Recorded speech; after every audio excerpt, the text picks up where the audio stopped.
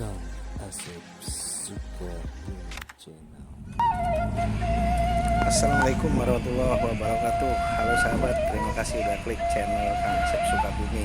Mudah-mudahan kita selalu diberikan kesehatan dan dilimpahkan rezekinya, amin. Kali ini kita akan telusuri dan informasikan jalan alternatif menuju pantai Pelabuhan Ratu. Nih, kali ini kita lagi ada di posisinya di Jalan Cibadak Cikidang.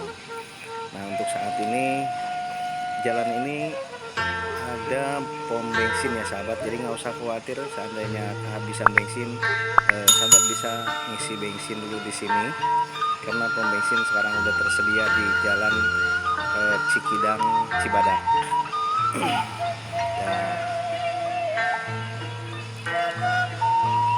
Kita isi bensin dulu untuk persiapan selama perjalanan nyampe ke tujuan wisata Pelabuhan Ratu.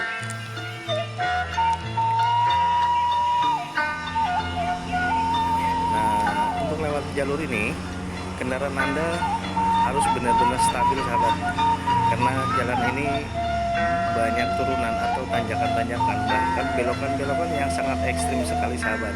Tapi nggak usah khawatir, jalan ini bagus sekali sahabat, nggak usah khawatir, jalan ini enak banget.